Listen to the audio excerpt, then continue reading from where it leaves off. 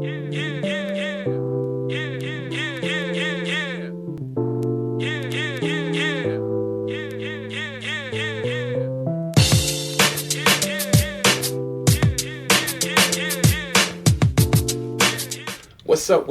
up, people? Once again, back in the building. It's your boy, Connoisseur Big U, with another episode of the Open Bar Sports Talk Edition. Long time no see. I missed you guys. I feel like I haven't seen you in a while. Holiday time is around.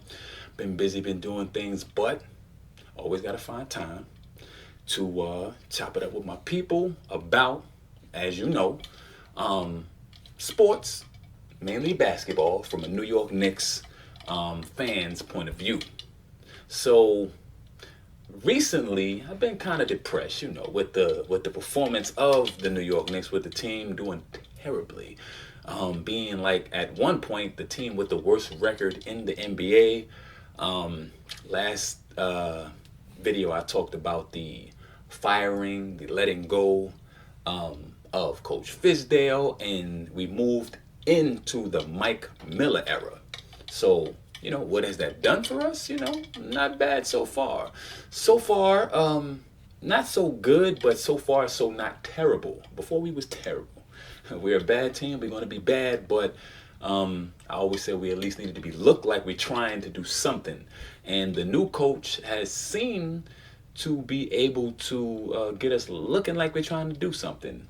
In his 6-game tenure since he has been the coach, we are 3-3, 3 up, 3 down, winning 3 of our last 4 games, with the only setback coming to the Denver Nuggets, who is the number 4 team in the West, pretty decent team. And in that game, we only lost by 5 points, giving it up at the very end, as you know the Knicks normally do, because we cannot execute down the stretch, being a bad team, and we, come up short on those games. Now, look, the change in our misfortune, because it's not any fortune yet, because we still, 6-21 or something like that. The change in our fortune can't be blamed, or 7-21. Can't be blamed totally on Coach Fizdale, because he didn't have some players. He was playing around with some things, trying to get some lineups together and trying to figure some things out.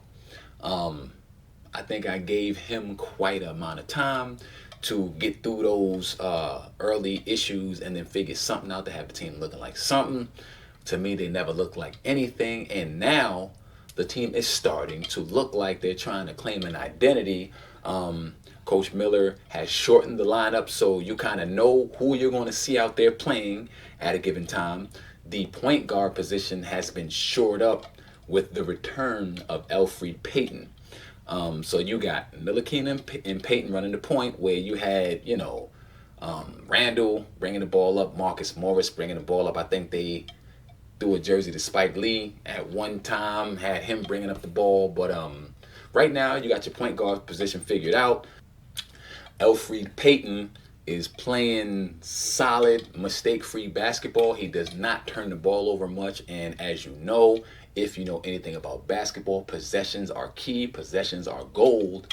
So the Knicks holding on to the board more times than not, getting off shots instead of making turnovers, gives us a chance to score, gives us a chance to put some points on the board, and hopefully move forward to win these games.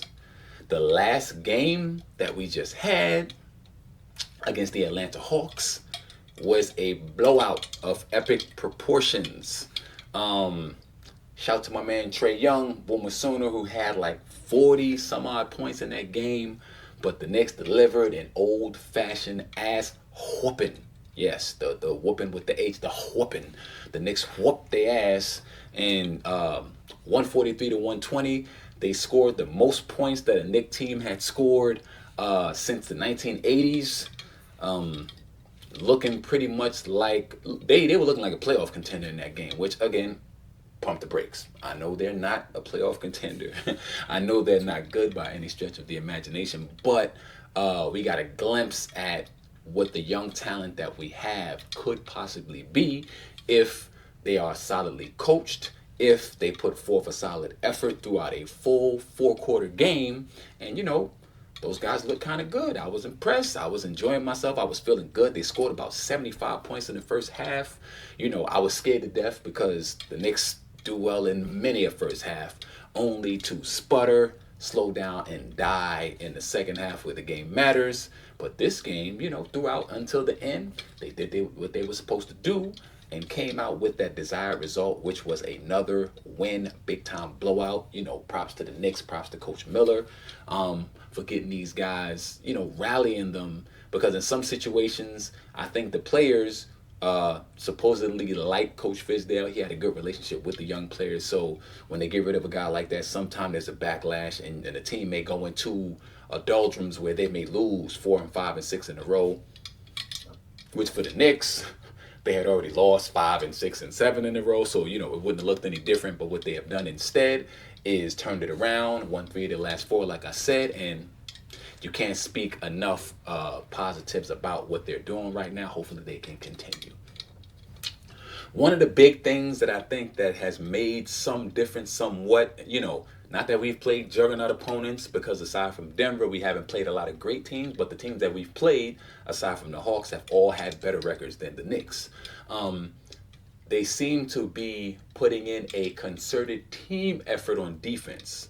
You got the same offenders. Kevin Knox has no idea half the time where his man is at.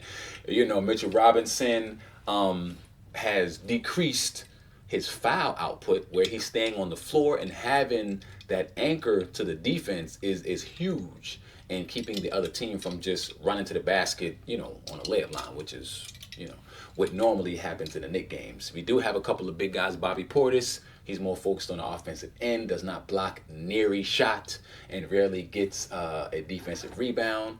So with Mitchell Robinson staying in the game, that does kind of solidify our defense and allow us to give other teams trouble when they're trying to make those forays to the basket. Okay, so let's get to the hot and not players of the last game against these Atlanta Hawks.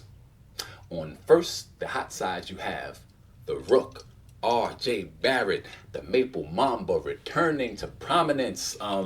I miss giving this guy accolades. He hadn't been playing so well recently. When the Knicks were in that stretch where they didn't win much, it seemed to affect him a lot, probably being a rookie and not used to losing like that, coming out of Duke and, out of Monteverde, where they won. He won in high school, won in college. So he's probably not used to losing like this, and I think it had an effect on him, his output, his gameplay. The Rook was on fire, people, with 27 points, 10 of 13 from the field, 2 of 3 from the three-point line, scoring in any and every way that is possibly imaginable. He was out there doing whatever he wanted, whenever he wanted, to whoever he wanted. And I was talking with my brother about who he reminded us of if he was able to bottle the talent that he has and then make the most of it.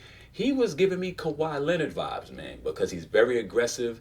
He's big. He's a big guard, very strong, can get to pretty much wherever he wants to get to. Doesn't have a great handle where it's like he's making all these impressive moves and stuff, but he knows what to do to get himself in the position to do what it is he wants to do. So I think moving forward, if he continues down the same road that he is on, he will be formidable, and he will be one of those great Knicks when it's all said and done, if New York can keep their hands on him, keep him signed to the Knicks, because we are notorious for getting our hands on good talent and then ending up like with the unicorn Porzingis, they end up somewhere else. So hopefully we can keep a tab on this guy, keep this guy signed with the New York Knicks throughout his NBA career, and I think he will do great things for the Knicks and in the NBA.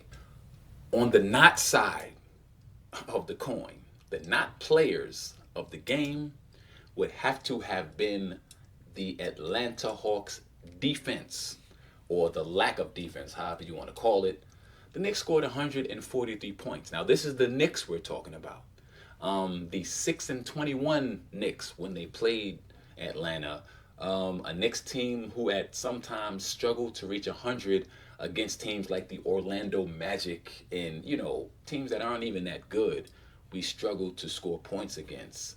So for them to allow the Knicks to come out and do whatever whenever, however, what's that Janet Jackson? Anytime, anytime, whatever the hell that the Knicks was doing whatever they wanted to the Atlanta Hawks. At some points, I was about to call the police because I thought there had to be some kind of crime or something going on with the way they ran around. They was stealing, kicking, hitting. They was doing whatever they wanted to the Atlanta Hawks.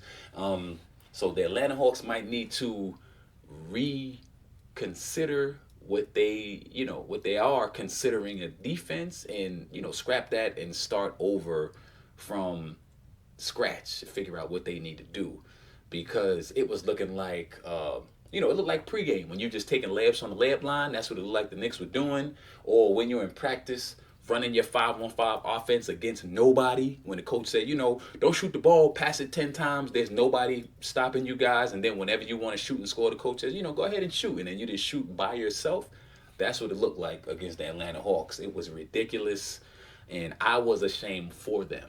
Of course, I was happy because the Knicks were winning, but I like to see good basketball. And so I don't know who's coaching the Hawks defense or what strategy they're supposed to be implementing, but ball that whole shit up and throw it in the garbage, because it ain't working. So they need to figure out something else. I appreciate what you do when the Knicks are playing you, but outside of that, y'all need to figure a different way. I don't know, because that wasn't working. So for our hot player of the game, you got the Rook, the Maple Mamba, R.J. Barrett. Keep on doing what you do, youngster. And for the not player of the game, you got the Atlanta Hawks lack of defense, because that wasn't no damn defense. This brings us to the end of the episode, which is the opposite of the beginning, and that's why they call it the end. And where we usually end is not where we began. So what we end with is an update on Melo, Carmelo Anthony, out in Portland, still making it do what it do, getting busy. Carmelo is averaging about 17 points a game, 6 rebounds, shooting over 40% from 3, shooting about 43% from the field, which is right along with his normal career numbers, even when he was averaging 25 points a game. It's just that he gets less shots, being the third option behind Damian Lillard and CJ McCollum. But there are times when he's up there in the top scorers of the game. In the last game they played against the Phoenix Suns, he chipped in 24 points. The man is doing his thing. And all of the naysayers and doubters, I haven't heard anything. Crickets chirping.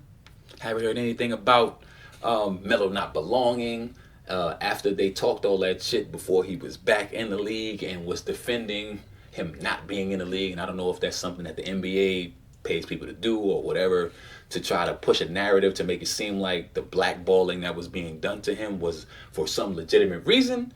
But since he's been back and doing what he do, it's been silence out there. So I'm going to be one to give him his props, give him his accolades, and say, Melo, always knew that you were still viable in the NBA and was still a good NBA player. You still had game and miles left in you.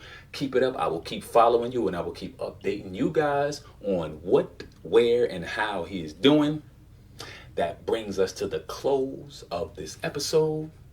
Because we can, many cannot. As always, the drinks, the laughs, the conversation, the updates on Melo, and the banter about the New York Knicks is all on the house. Thank you for hanging out with me for a minute. This has been Big U, the Connoisseur, along with his cup and the good stuff inside. We bid you farewell. Until next time, peace.